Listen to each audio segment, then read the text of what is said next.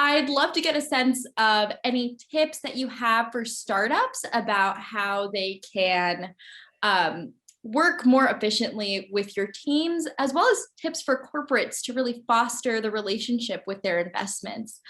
So Carl, if you want to take the corporates fostering their investments portion first, and I'll toss the other half of that question to Bastiaan after.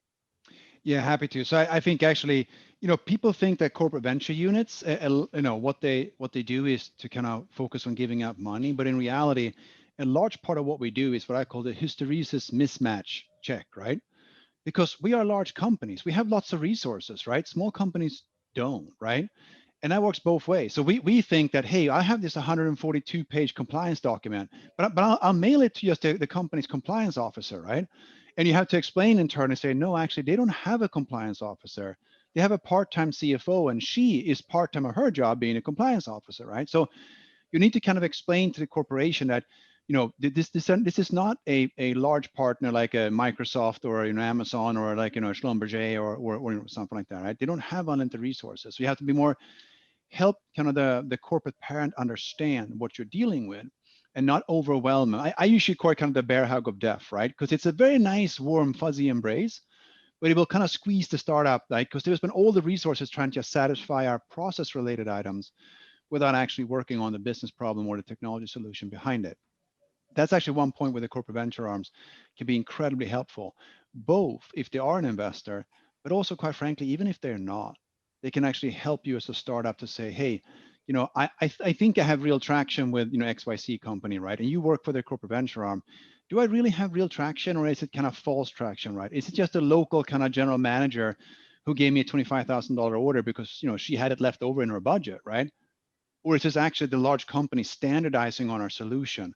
Radically different approaches, right? And it's hard sometimes to understand that. So I think it's a core mission of the corporate venture groups to kind of be this hysteresis mismatch, tool to try to undo that.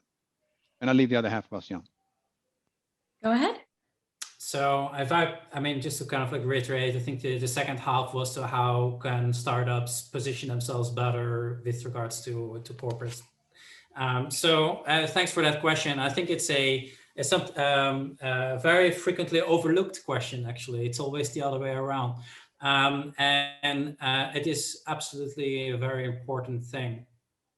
So I think that one of the core things that like whenever a startup engages with a corporate, especially when it's asking for funding, should remember is that it's a choice from a corporate to actually have funds. I mean, this is not our kind of like core job. We are an insurer. Like the reason why we have funds is in order to kind of like enhance our insurance operations, and in part that's kind of like by stimulating, as I mentioned, the deal flow and market making. But at the end of the day, I'm not truly, interested in. I'm not a professional VC investor. So for startups to position themselves, it is actually really important to think about the corporate. What is their motivation? Where are they coming from? What are they trying to enhance? And you can look this up. Doing your homework to understand where the corporate is coming from. In our case, it is it's very public information that we want to expand in health, that we want to expand in services. And if you're able to position yourself in that way, I think that's really important. So that's number one. And then number two is actually, I would advise this to any startup, whichever way you go to, but especially if you go to a corporate. Typically, most kind of like companies in our space, they are not exactly super technical, if you will. So what I mean by that is that presenting your company by saying it does blockchain is not a way to kind of like promote yourself.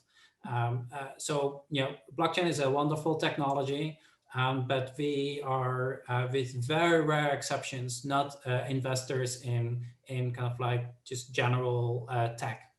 So if you instead have a company that leverages blockchain to, for instance, establish smart contracts for smart insurance contracts that make our operations a lot more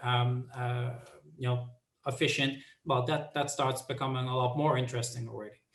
So I think that those two things, there's many more, but I would say that those two things of like, do your homework, understand where the corporate is coming from, why are they investing anyway, as well as kind of like really position your proposition as a, like, how does it help fulfill some of these goals that are widely stated. Those are kind of like two things that I would say are pretty important.